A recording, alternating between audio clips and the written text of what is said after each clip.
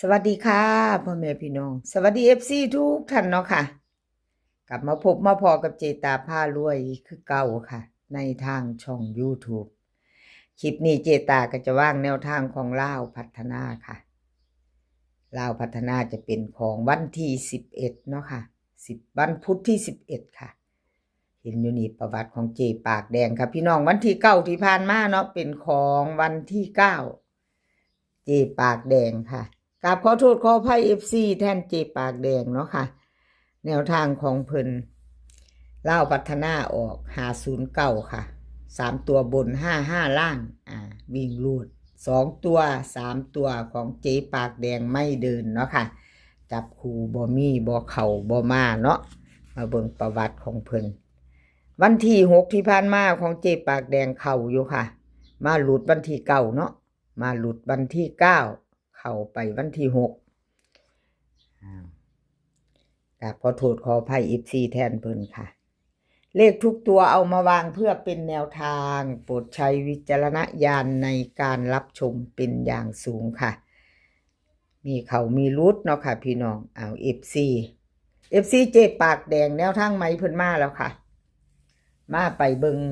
ไปชมไปฟังน้ำกันเนาะว่าแนวทางเพิ่นเป็นจังใดวันที่11เนาะค่ะกราบขอบบุญขอบคุณเจปากแดงหลายๆค่ะที่ให้แนวทางมาว่างทางช่องของเจตาด้วยดีเสมอมาเนาะค่ะเพิ่นให้แนวทางมาตลอดบ่ว่าจะเข้าจะหลุดเนาะค่ะกราบขอบพระคุณเป็นอย่างสูงเด้อค่ะเจปากแดงเนาะค่ะเอามาไปต่อกับเพิ่นวันที่11ค่ะ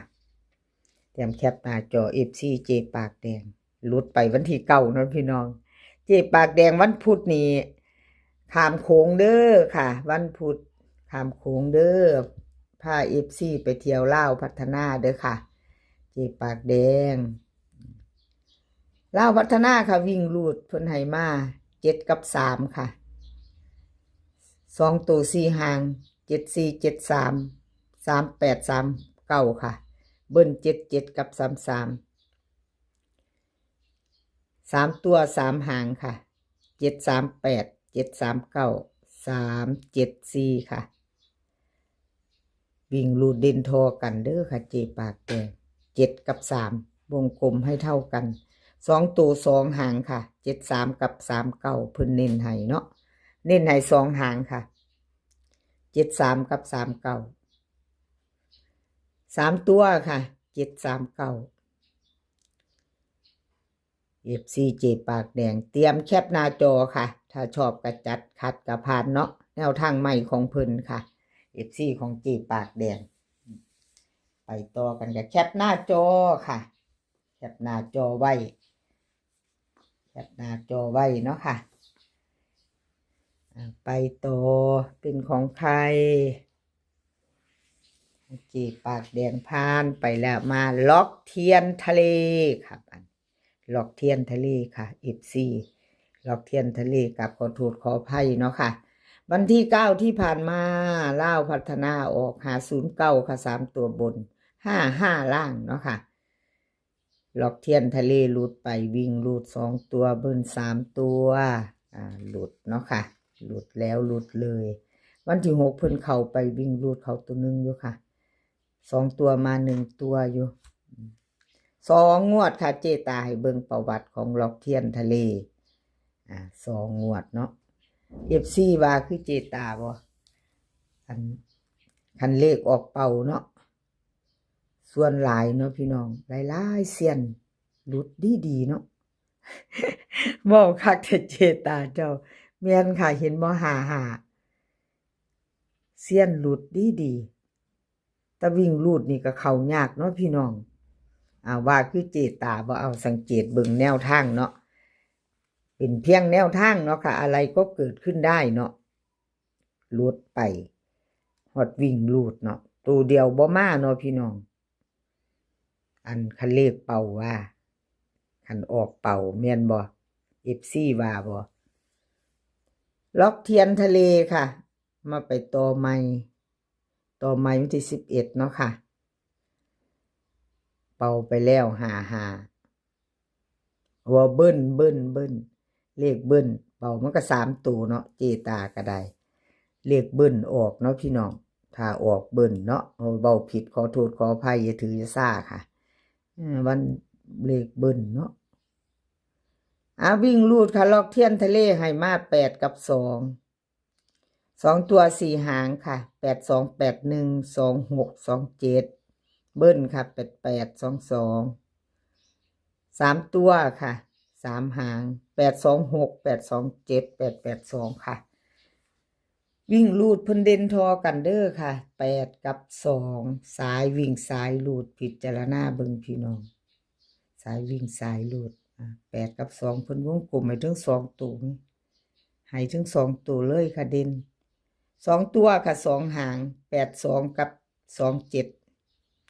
3ตัว8 8 2ค่ะ8 8 2หางเดียวเพิ่นเน้น3ตัวเนาะค่ะ8 8 2ล็อกเทียนทะเลใครจะไปต่อกับเพิ่นก็แคปหน้าจอไว้เด้อค่ะกราบขอบบุญขอบคุณล็อกเทียนทะเลหลายๆค่ะที่ให้แนวทางมาวางทางช่องของเจตาเนาะค่ะให้ด้วยดีเสมอมาเนาะเพิ่นให้มาตลอดค่ะอยู่น้ำกันมายาวนานแล้วเนาะล็อกเทียนทะเลเนาะค่ะชอบแนวทางเดียวกันชอบคำนวณเพิ่นให้มากกราบขอบบุญขอบคุณหลายๆค่ะล็อกเทียนทะเลแคปหน้าจอค่ะ FC แคปหน้าจอไว้แล้วไปต่อเป็นของผู้ใดต่อไปเนาะค่ะ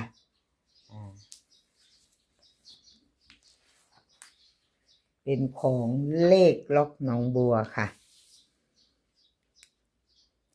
ล็อกหนองบัว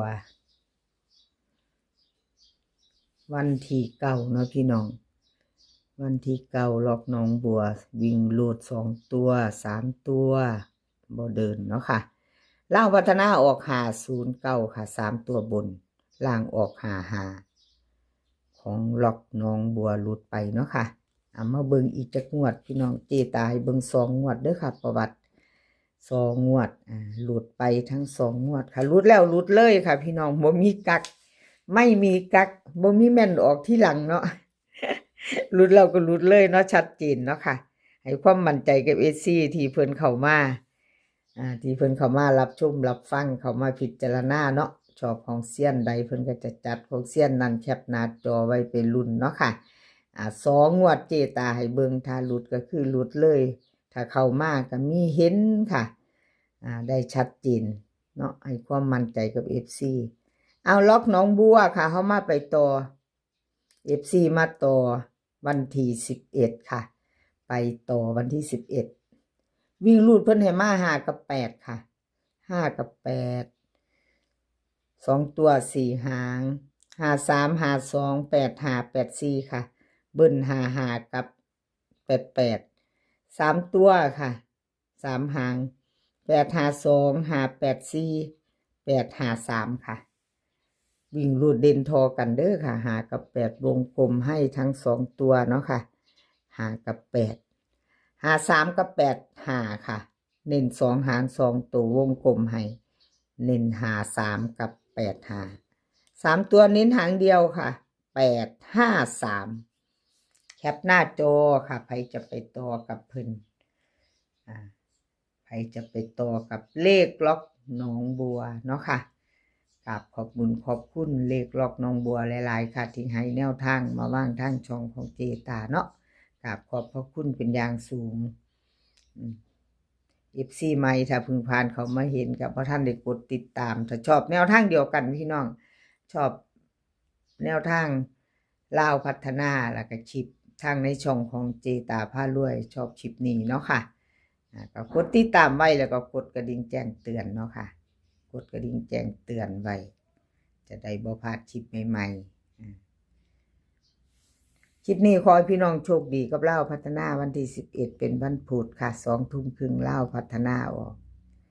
ให้โชคดีกันทุกคนมื้อนี้ก็ขอให้มีความสุขค่ะขอให้สุขภาพร่างกายแข็งแรงเดินทางไปไสก็ขอให้ปลอดภัยค่ะเดินทางไปก็ขอให้มีโชคกลับมาก็ขอให้มีชัยค่ะคลิปหน้าพ่อกันใหม่ค่ะ